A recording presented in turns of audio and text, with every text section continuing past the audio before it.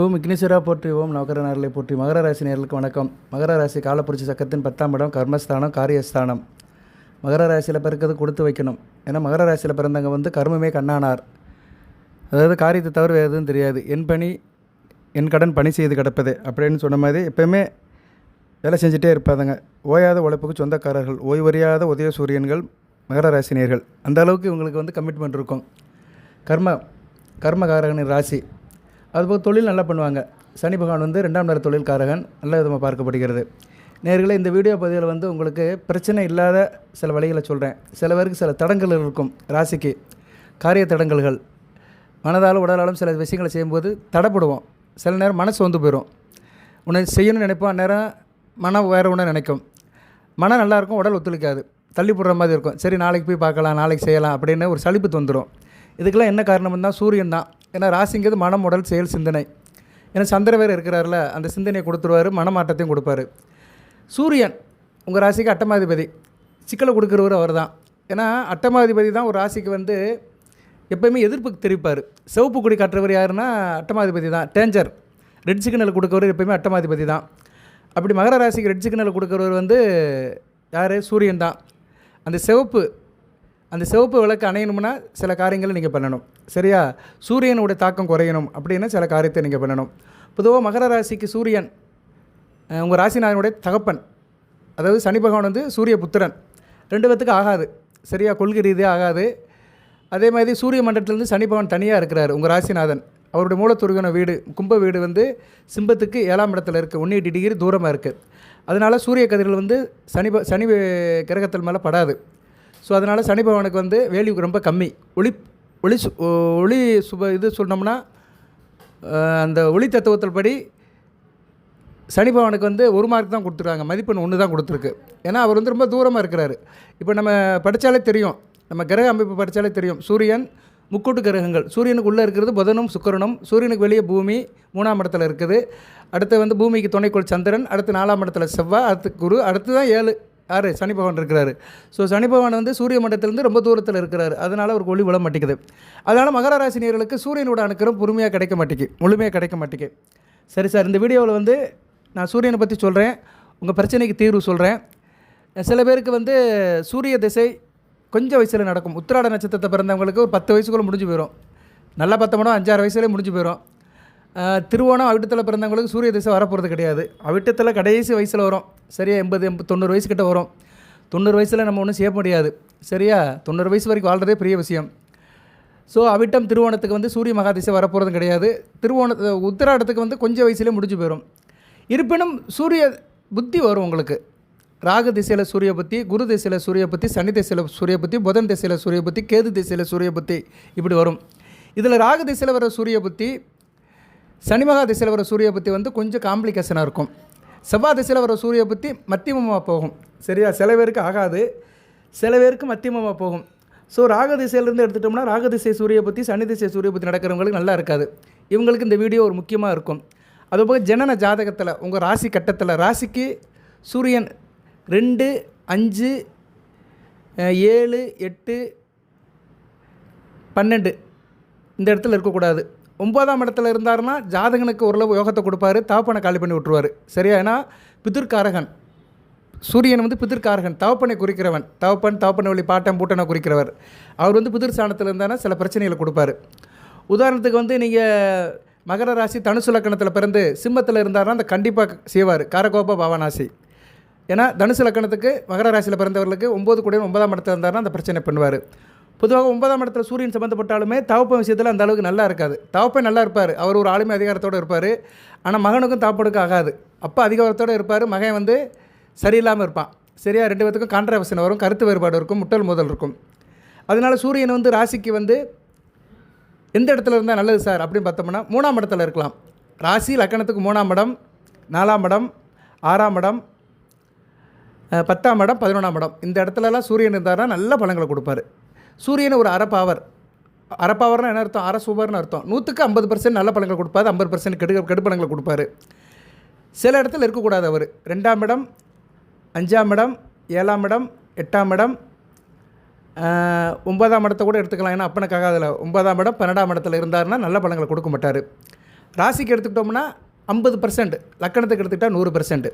So மகர ராசியில் சில லக்கணத்தில் பிறந்தவங்களுக்கு சூரியன் நல்ல பலன்களை கொடுப்பாரு.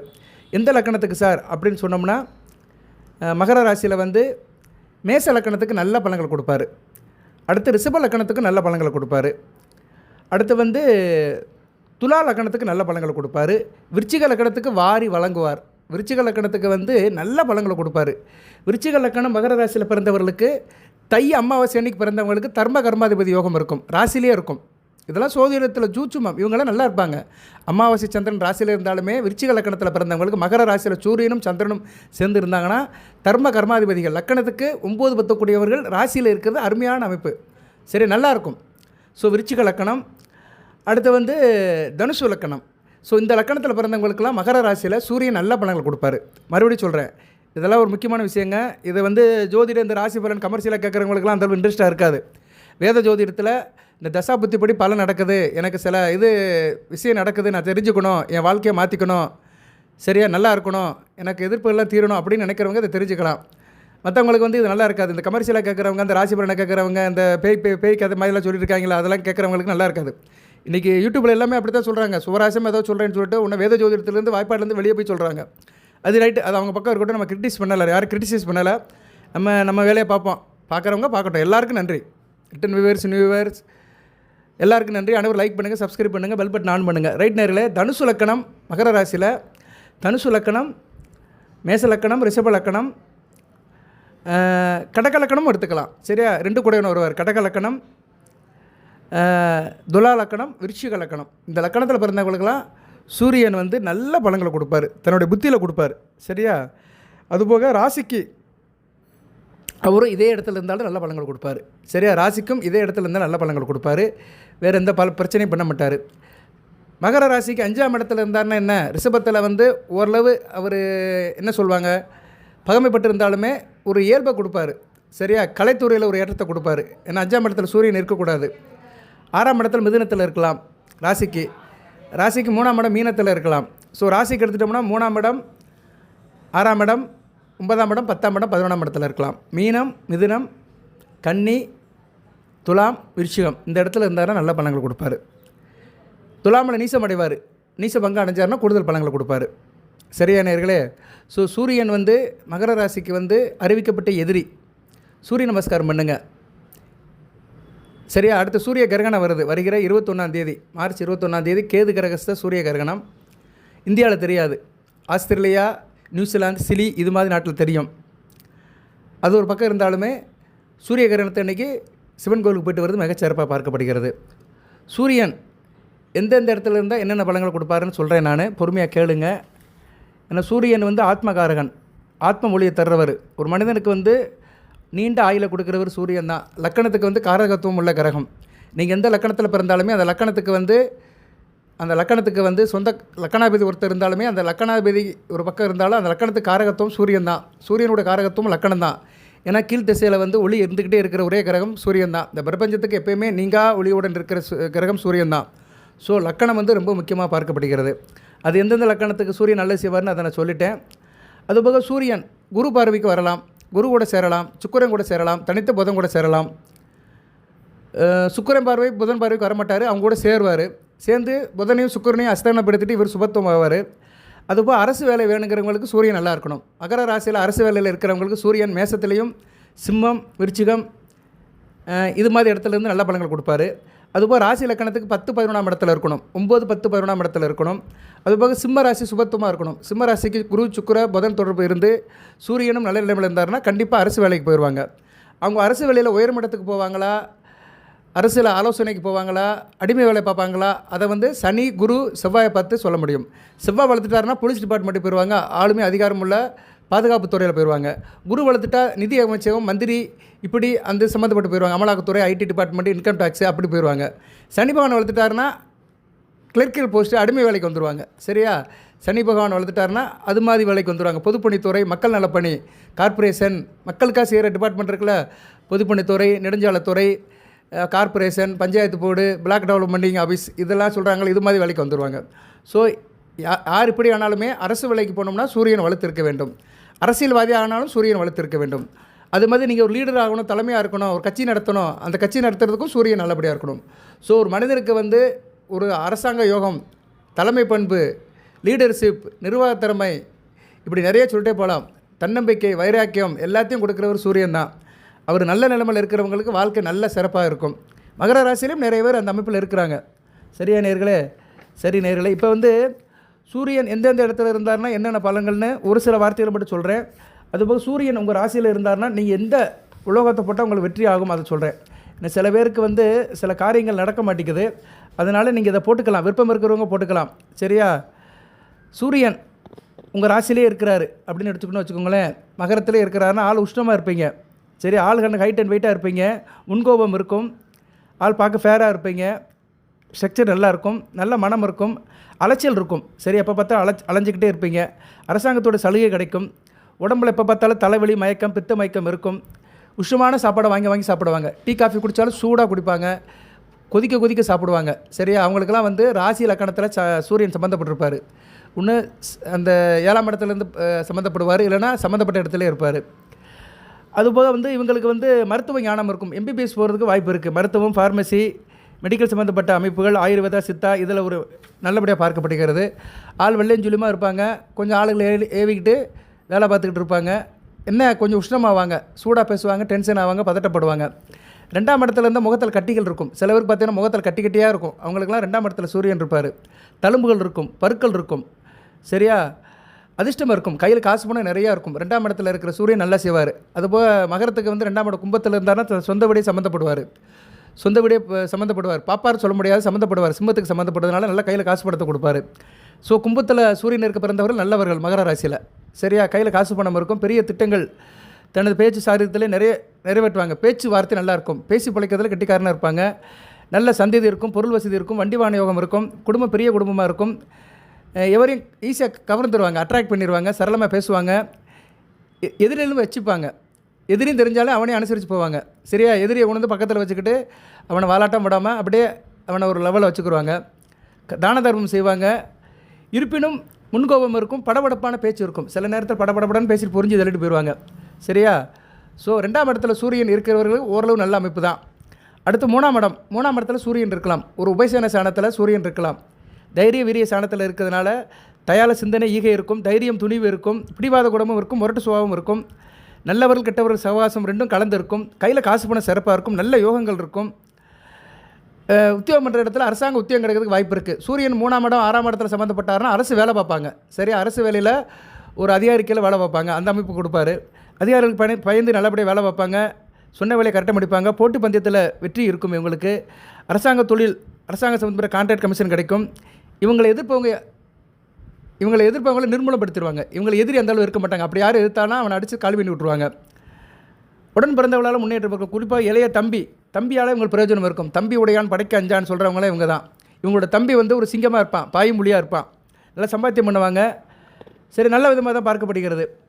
சரி நேரில் அடுத்து வந்து 4ஆம் இடத்துல சூரியன் இருக்கலாம். 4ஆம் இடம் வந்து ஒரு கேந்திரத்தில் ஒரு பாவகரகம், அறப்பாவம் இருக்கலாம். இருந்தாலும் தாய்க்கு ஆகாது. சரியா? 4ஆம் இடத்துல சூரியன் இருந்தார்னா தாய் விஷயத்தில் சில பிரச்சனைகள் இருக்கும். தாய் வந்து என்ன ஆகும்னா அந்த அம்மா டென்ஷனாக இருக்கும். அந்த அம்மா வந்து என்ன பண்ணும்னா அந்த அம்மா வந்து அதிகார ஆளுமை பண்ணிட்டுருக்கோம். சரியா? வீட்டில் என் பேச்சை தான் பிள்ளையெல்லாம் கேட்கணும்னு அதிகாரம் பண்ணிட்டுருக்கோம்.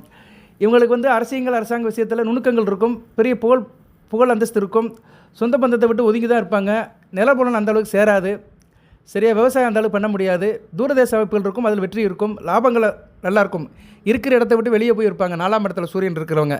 இதெல்லாம் உங்கள் ஜாதகத்தை பார்த்து செக் பண்ணிக்கலாம். நான் பொது ஜோடியத்தில் சில நேரத்தில் சில வீடியோ போடுவேன். சில வீடியோ வந்து அப்போ உள்ள ராசி பலன்களை சொல்லுவேன், சில இதை ஜென்ரலாக உள்ளதை சொல்லுவேன். சரியா? இது வந்து நான் பொதுவாக தான் சொல்கிறேன். இந்த வீடியோ கிளிப்பை நீங்கள் எப்போ வேணாலும் வச்சுக்கலாம், வாழ்நாள் முழுக்க வச்சுக்கலாம் மகர ராசியில் பிறந்தவர்கள். அதேபோல் 4ஆம் இடத்துல சூரியன் பிறக்கவங்க தூரதேச அமைப்பில் இருப்பாங்க, இருக்கிற இடத்த விட்டு வெளியே போய் தான் இருப்பாங்க. 32 வயசுக்கு மேலே இவங்களுக்கு நல்ல யோகம் இருக்கும், உயர்ந்த பதவிக்கு போவாங்க, வியாபாரம் தொழிலில் நல்ல பேர் இருப்பாங்க, வித்தைகள் நல்லாயிருக்கும். சரியா? நல்லா படிச்சுட்டு வித்தியல் பண்ணுவாங்க. குறிப்பாக எலக்ட்ரானிக்ஸ் படிச்சுட்டு பெரிய லெவலுக்கு போவாங்க. மின்னியல் படித்து நல்ல லெவலுக்கு போவாங்க. ஃபெர்டிலைசர், கெமிக்கல் இன்ஜினியரிங் படித்தும் நல்ல நிலைமைக்கு போவாங்க.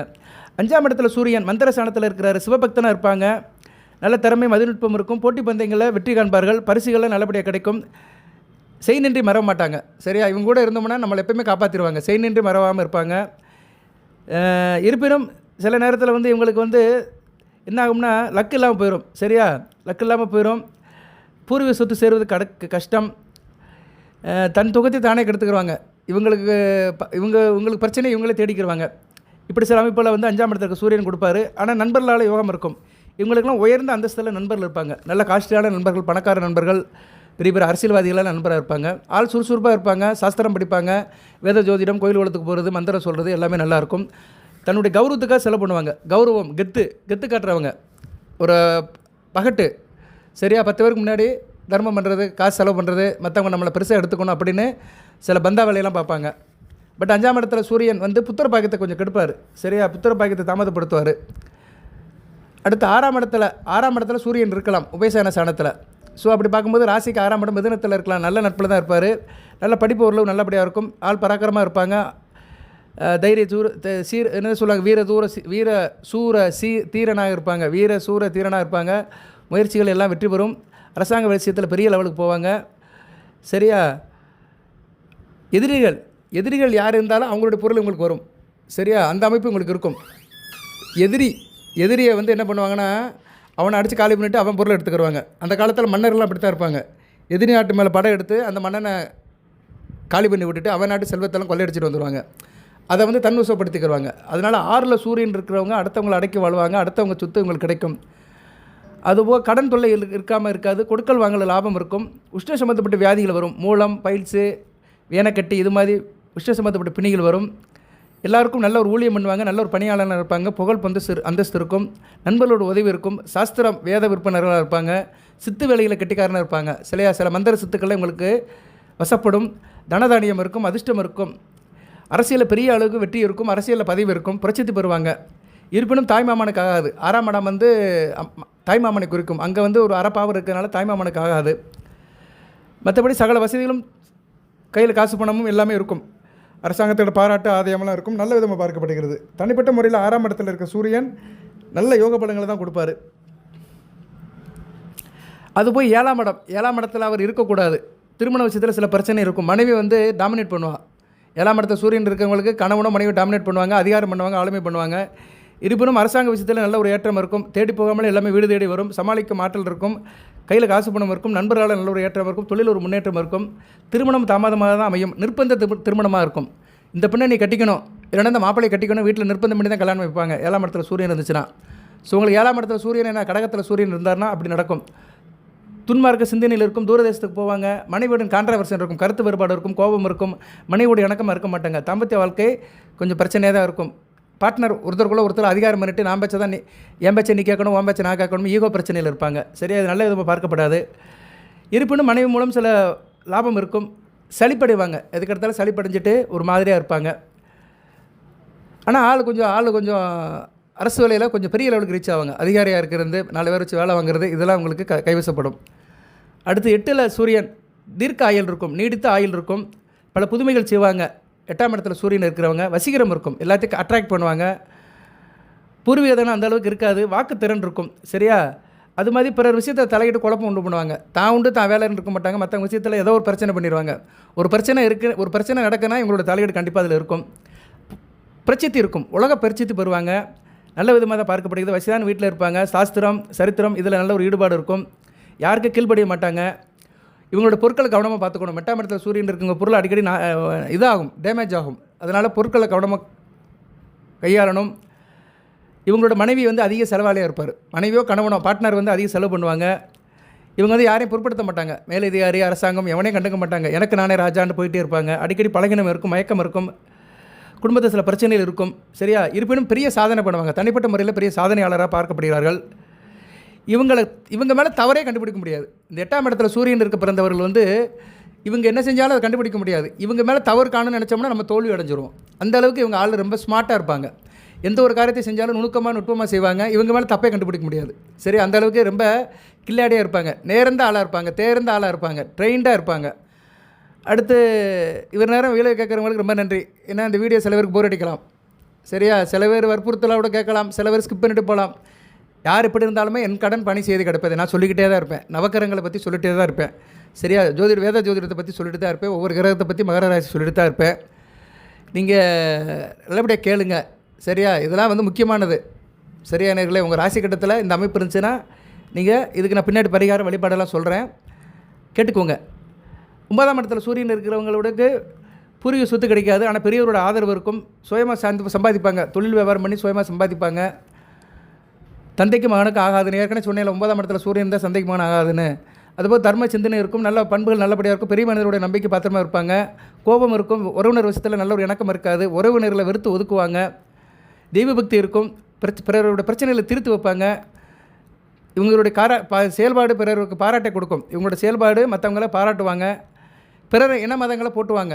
அடுத்த மதத்தில் பிறந்தவங்க, அடுத்த ஜாதியில் பிறந்தவங்களெல்லாம் நல்லபடியாக வச்சுக்கிறவங்க. யோகாசனங்கள், யோகா பண்ணுறது, மற்ற இது பண்ணுறது, சரியா தியானம் பண்ணுறது, இதெல்லாம் இவங்களுக்கு நல்லபடியாக வரும்.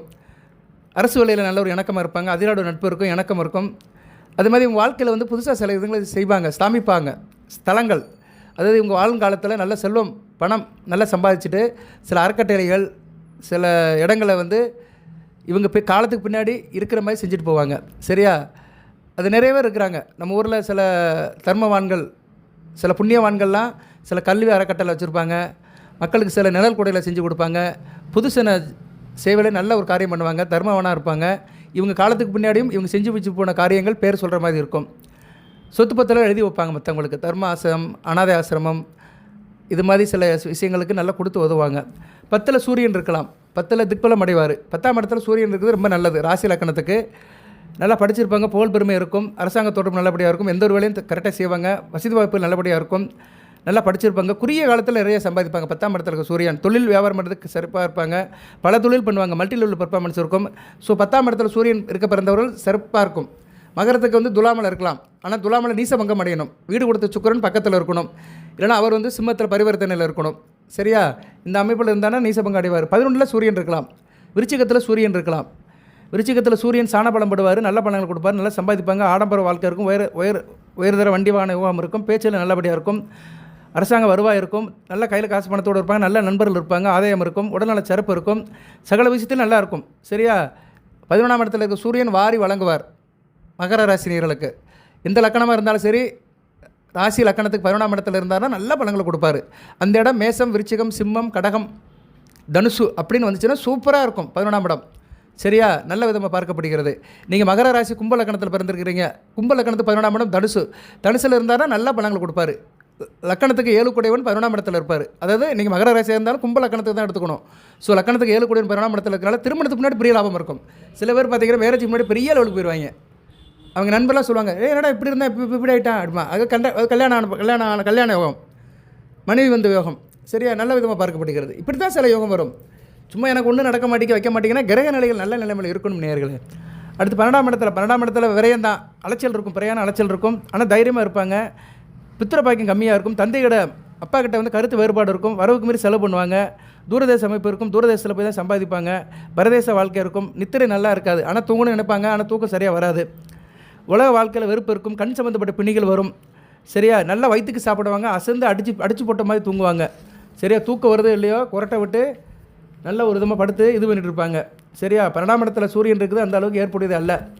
இருப்பினும் 12ஆம் இடத்துல 12ஆம் இடத்துல அசுப சில இடத்துல அவர் இருந்தாலுமே குரு பார்வைக்கோ சுக்கிரன் பூதங்கூடையோ சேர்ந்திருந்தாலும் நல்ல பலன்கள் கொடுப்பார். சந்திரன் கூட சேர்ந்திருந்தாருன்னா அமாவாசை யோகம். சூரியனும் சந்திரனும் சேர்ந்திருந்தாங்கன்னா தை அமாவாசை அன்னைக்கு பிறந்திருக்கீங்கன்னு அர்த்தம். அமாவாசை யோகம், நல்ல பேச்சர் கட்டிக்காரனாக இருப்பாங்க. சரியா, சில பேர் சொல்லுவாங்க அமாவாசை யோகத்தில் பிறந்திருந்தால் திருடனாக இருப்பாங்கம்பாங்க. அது திருடன் ஆகிறதுக்கு வந்து அது பந்தன யோகம் அப்படிமோ, திருடி ஜெயிலுக்கு போகிறது, அதுக்கு சில காம்பினேஷன் இருக்குது. இருப்பினும் அமாவாசையில் பிறந்தவங்க எல்லாருமே திருடனாக இருக்க மாட்டாங்க. பட் திருடனாக இருக்கிறவங்க வந்து சந்திரன் கெட்டு போயிருப்பார். சரியா, ரைட்டு, அதுக்குள்ளெல்லாம் நம்ம போக வேண்டாம். பட் அமாவாசை அன்னைக்கு பிறந்திருந்தீங்கன்னா உங்களுக்கு பேச்சில் கெட்டிக்காரனாக இருப்பாங்க. சரியா, பேச்சு யோகம் வரும். அமாவாசை யோகம்ங்கிறது வந்து பேசுகிறது, எழுதுறது, இதில் வந்து கெட்டிக்காரனாக இருப்பாங்க. கதை கவிதை எழுதுறது, பேசுகிறதெல்லாம் கெட்டிக்காரனாக இருப்பாங்க. முன்னாள் முதலமைச்சர் கருணாநிதி அவர்கள் அமாவாசை யோகத்தில் பிறந்தவர் தான். சரியா, ரிஷப ராசியில் அவர் வந்து வைகாசி மாதம் அந்த அமாவாசை டயத்தில் பிறந்தவர் தான். ஜூன் 3ஆம் தேதி. ஓகே, இது ஒரு உதாரணத்துக்கு சொன்னேன், உடனே யாரும் பிடிச்சிக்காதீங்க. ரைட் நேர்களே, இப்போ தான் முக்கியமான சப்ஜெக்ட்டுக்கு வரேன். இவ்வளோ நேரம் கெட்டவர்களுக்கு நன்றி. இப்போ சில பேருக்கு பிரச்சனை இருக்கும். சரியா, காரிய தடங்கள் பிரச்சனை இருக்கும். சூரியன் நல்ல நிலைமையில் இருக்க மாட்டார். அவங்க வந்து நான் சொல்கிற சில பொருட்களை போட்டுட்டிங்கன்னா நல்லபடியாக பார்க்கப்படுகிறது. சரியா, இது ஈஸி தான், பெருசாக செலவெல்லாம் ஆகாது. வசதி வாய்ப்பு இருக்கிறவங்க போட்டுக்கோங்க.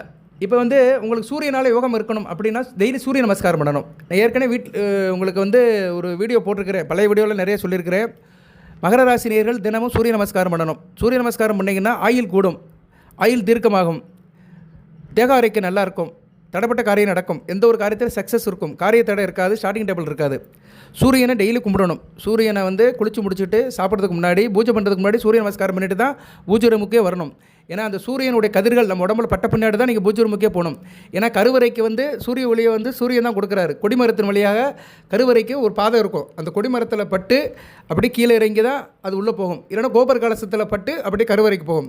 ஸோ கொடிமரமும் கோபர் கலசமும் சூரிய ஒளியை வாங்கி கருவறையில் இருக்கிற தெய்வத்துக்கு கொடுக்குது. அதுக்கு பின்னாடி தான் தெய்வத்துக்கே சக்தி கிடைக்குது. ஸோ ஒவ்வொரு கோயிலும் உள்ள தெய்வத்துக்கு மூலஸ்தானத்தில் உள்ள மூலவருக்கு சக்தியை கொடுக்குறவர் சூரிய பகவான் தான். கருவறை மூலியமாகவும் கோபுர கலசம் மூலியமாகவும் கொடிமரம் மூலியமாக கொடுக்குறாரு. அதனால் நீங்கள் குளிச்சு முடிச்சுட்டு சூரிய நமஸ்காரம் பண்ணிட்டு பூஜை ரூமில் சாமி கும்பிட்டீங்கன்னா மிகச்சிறப்பாக பார்க்கப்படுகிறது. அவர் நாமத்தை சொல்லணும். ஓம் சூரிய பகவானை போற்றி, அருக்கனை போற்றி, ரவியை போற்றி, ஆதித்தனை போற்றி, கார்த்திகை நட்சத்திர குருவனை போற்றி, உத்தர நட்சத்திர குருவனை போற்றி, உத்திராட நட்சத்திர குருவனை போற்றி, வெய்யோனை போற்றி, பகலவனை போற்றி, உதயனை போற்றி, மரத்தண்டனை போற்றி, நவக்கிர தலைவனை போற்றி, வெட்டி குருவனை போற்றி, புதிர்காரகனை போற்றி, தாப்பனை போற்றி, முதியர்களை போற்றி, சிம்மராசியில் ஆசியவனை போற்றி, மேசராசியில் உச்சமடையவனை போற்றி, கழித்து காப்பவனை போற்றி, பேரவர்களை போற்றி, பிரபஞ்சமே போற்றி, ஒளியே போற்றி, சுபிச்சுமை போற்றி, ஓங்கார பொருளை போற்றி, ஒளிமயமானவனை போற்றி, எங்கும் நிறைந்தவனை போற்றி, எதிரிகளை வெல்வனை போற்றி, தீர்க்காயில் தருவனை போற்றி, தேக ஆரோக்கியம் தருவனை போற்றி, அன்பை தருவனை போற்றி, அறுவை தருவனை போற்றி, ஆற்றலை தருவனை போற்றி, ஈவு இறக்கம் கருணை காரணியம் தருவனை போற்றி, காருண்ய மூர்த்தியை போற்றி, கருணை கடவுளை போற்றி, கருணனி தகப்பனை போற்றி, பருதியை போற்றி, பதுமனை போற்றி, விக்கிரமனை போற்றி, ஆதித்தனை போற்றி, பாஸ்கரனை போற்றி, சூரிய பகவானை போற்றி அப்படின்னு சொல்லணும். சரியா?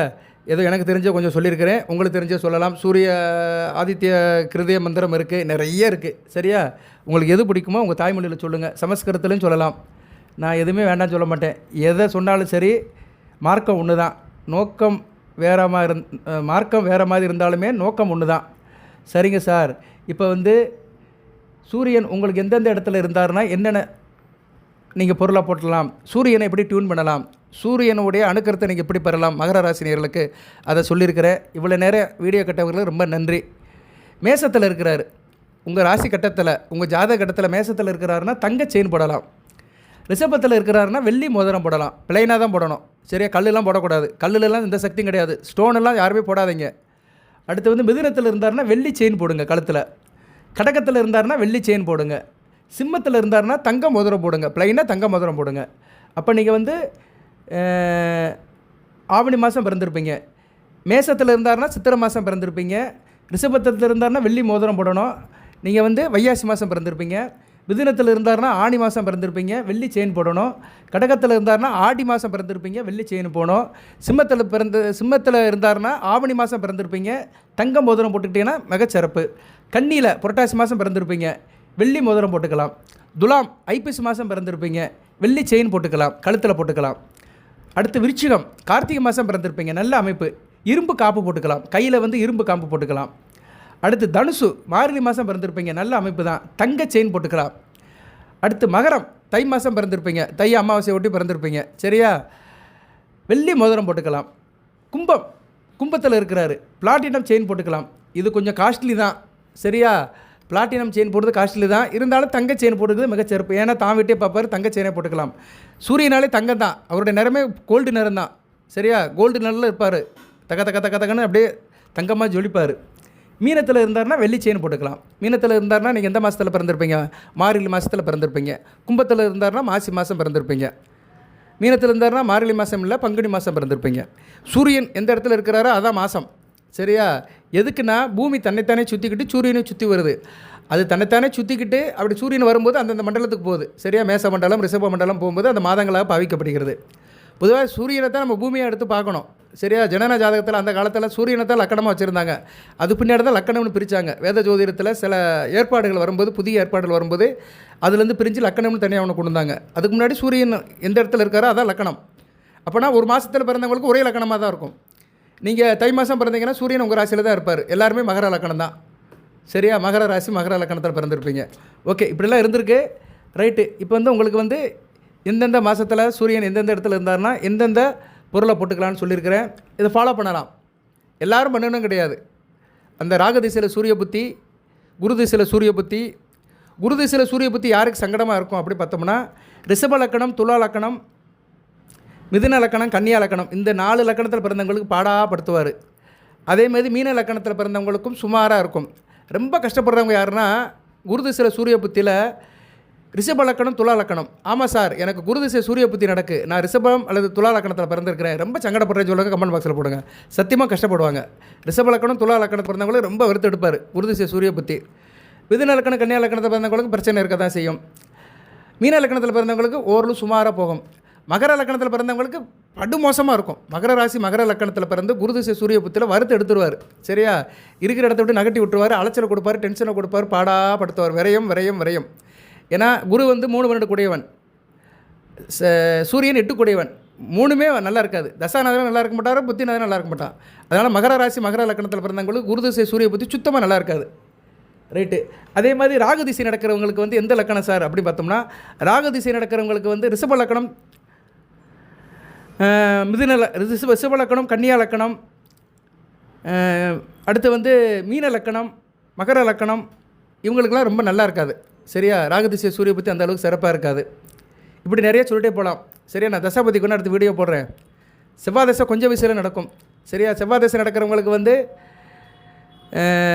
கன்னியா லக்கணம் மிதுன லக்கணத்தை பிறந்தவங்களுக்கு நல்லா இருக்காது. அடுத்து துலா லக்கணம் ரிஷப லக்கணத்தை பிறந்தவங்களுக்கு நல்லா இருக்காது. சனி மகா திசை நடக்கிறவங்களுக்கு சனி திசை சூரிய புத்தி கடக லக்கணம் சிம்ம லக்கணத்துக்கு நல்லா இருக்காது. அதுபோக வந்து துலா லக்கணம் ரிஷப லக்கணம் மிதுன லக்கணம் கன்னியா லக்கணம் இவங்களுக்கு நல்லா இருக்காது. ஸோ இப்படி நிறைய காம்பினேஷன் இருக்குது. ஒன்று ஒத்து போனால் இன்னொன்று ஒத்து போகாது. இதுதான் வேத ஜோதிடத்தில் உள்ள அமைப்பு. எல்லாம் சேர்ந்து வரும்போது நமக்கு நல்ல பலன் கிடைக்கும். ஒன்றுக்கு பின் முரணாக இருக்கும்போது நல்ல பலன் கிடைக்காது. சரியா, இன்றைக்கி சனி மகா திசை நடக்கும். திருவோணம் அவிட்டம் உத்திராடத்தில் பிறந்தவங்களுக்கு வயதுக்கு ஏற்ற மாதிரி நடக்கும். ஒரு 40 வயசுக்கு மேலே நடக்கும், 45 50 வயசுக்கு மேலே நடக்கும். சரியா, ஸோ நீங்களாம் சனி திசை சூரிய புத்தி நடக்கும்போது கவனமாக இருக்கணும். சனி திசை சூரிய புத்தி நடக்கும்போது தாப்பனுக்கு ஒத்து போகாது. பொதுவாக சூரிய புத்தி சனி திசையிலே ராகு திசை நடக்கும்போது தாப்பனுக்கு ஒத்து போகாது. தாப்பன் விஷயத்தில் சில பிரச்சனைகள் வரும். இல்லைன்னா தாப்பனுக்கே பிரச்சனை வரலாம். தாப்பன் வழி உறவுகள் பிரச்சனை வரலாம். தாப்பன் வழி இடம் மனை புரிய சொத்து விஷயத்தில் பிரச்சனை வரலாம். ஓகே நேயர்களே, நான் சொன்ன ஒவ்வொரு ராசியிலும் சூரியன் இருக்க பிறந்தவர்கள் அந்த வெள்ளிச்சேனையோ தங்க மோதிரத்தையோ தங்கச்சேனையோ போட்டுக்கலாம். அதுபோக தினம் சூரிய நமஸ்காரம் பண்ணுங்கள். சூரியன் ஜனன ஜாதகத்தில் கெட்டு போனவங்க திங்கக்கிழமை தோறும் சிவன் கோயிலுக்கு போங்க, சிவனை கும்பிடுங்க, பசுமாடுக்கு சாப்பாடு கொடுங்க, சிவனடியார்களுக்கு தான தர்மம் பண்ணுங்கள். இப்படி சில வேலையெல்லாம் பார்த்திங்கன்னா நல்ல விதமாக பார்க்கப்படுகிறது. வீட்டில் அப்பா பெரியப்பா சித்தப்பா மாமன் முறை வயதானவர்கள் இவங்கக்கிட்ட மரியாதை கொடுங்க. அவங்க காலில் விழுந்து ஆசீர்வாதம் வாங்குங்க. நெத்தியில் எப்போயுமே விபூதி பூசுங்க. வெறும் நெற்றி பால். அதனால் நெத்தியில் எப்போதுமே விபூதி பூசுகிறவங்களுக்கு சூரியன் நல்ல பலன்களை கொடுப்பார். நெத்திலையும் பூசணும், இருதயத்திலையும் பூசணும். சரியா, இருதயத்தில் பூசுறது மிகச்சிறப்பு. ஏன்னா இருதயத்துக்கு சொந்தக்காரன் சூரியன் தான். இருதயம் சம்மந்தப்பட்ட பிரச்சனை வர்றதுக்கு சூரியன் தான் காரணம். அதனால் இருதயம் சம்மந்தப்பட்ட பிரச்சனை இருக்கிறவர்கள், ஹார்ட் பேஷண்ட்டாக இருக்கிறவங்கலாம் சூரியனை நல்லா கும்பிடணும், சூரிய நமஸ்காரம் பண்ணணும். விபூதியை நெத்திலையும் பூசிட்டு இருதயத்திலையும் பூசணும். சரியா, அந்த மந்திரம் என்னென்னு அதையும் சொல்கிறேன், அதையும் நோட் பண்ணி வச்சுக்கோங்க. நிறைய சொல்லலாம்னு நினைக்கிறேன். நிறைய பேர் கேட்க மாட்டாங்க. ஆனால் நம்ம ஆளுங்க கேட்கணும்னு நினச்சி தான் நம்ம சொல்கிறோம். சில பேருக்கு தான் நம்ம வீடியோ போய் சேருது, சில பேருக்கு கிடைக்க மாட்டேங்கி. ஓம் ரீங் சிவசூரிய நமக, சின்ன வார்த்தை தான். ஓம் ரீங் சிவசூரிய நமக, ஓம் ரீங் சிவசூரிய நமக, இந்த மந்திரத்தை சொல்லலாம். சரியா, சூரிய நாமத்தை சொல்லிட்டு இந்த மந்திரத்தை சொன்னீங்கன்னா மிக சிறப்பாக இருக்குது. இதில் 10 சொன்னோம்னா அதில் ஒரு 4 ஃபாலோ பண்ணிட்டீங்கன்னா நல்லது நடக்கும். 10க்கு 10 தான் ஃபாலோ பண்ணணும்னு அவசியம் கிடையாது. சரியா, நேரில் எந்த ஒரு மனிதனாலும் முடியாது. சரியா, நம்ம பள்ளிக்கூடத்தில் புத்தகம் படிக்கிற மாதிரி தான், புக்கு படிக்கிற மாதிரி தான், சப்ஜெக்டில் படிக்கிற மாதிரி தான், எல்லாத்தையும் படிக்க மாட்டோம். அந்த கொஸ்டின் பேங்கில் உள்ள அந்த கொஸ்டினுக்கு ஆன்சரை ப்ரிப்பேர் பண்ணி எக்ஸாமுக்கு ப்ரிப்பேர் ஆகும், ரெடி ஆகும். அது மாதிரி தான் நான் சொல்கிறத எல்லாத்தையும் நீங்கள் கேட்கணும்னு அவசியம் இல்லை. சில குறிப்பிட்ட இதை கேட்டுட்டிங்கன்னா வாழ்க்கையில் நல்லா இருப்பீங்க. வாழ்த்துக்கள். மகர ராசிக்கு சூரிய பகவான் ஒரு சத்துரு தான், எதிரி தான். எதிரியை வென்று நீங்கள் எல்லா இன்பத்தையும் அடையணும்னா இதெல்லாம் செய்யணும். சரியா, நல்ல விதமாக பார்க்கப்படுகிறது. எதிர்ப்பு இல்லாமல் வாழுங்க, இடைஞ்சல் இல்லாமல் வாழுங்க, இன்னல் இல்லாமல் வாழுங்க. எல்லாத்தையுமே வந்து சூரிய பகவான் கொடுப்பாரு. அந்த சூரிய நமஸ்காரத்தை பண்ணுங்க. வாழ்த்துக்கள் நேயர்களே. எல்லாம் வல்ல இறைவன் மகர ராசி நேயர்களுக்கு உத்திராடம் திருவோணம் அவிட்ட நட்சத்திரத்தில் பிறந்த நேயர்களுக்கு சில சௌபாக்கியத்தும் சில ஐஸ்வர்யத்தும் சில நன்மைகளையும் கொடுப்பார். அனைத்து வள நலங்களை பெற்று தேக ஆரோக்கியத்துடன் தீர்க்காயலுடன் நீடோடி வாழ்க, நிறைந்த வளம் பெறுக. நன்றி நேயர்களே.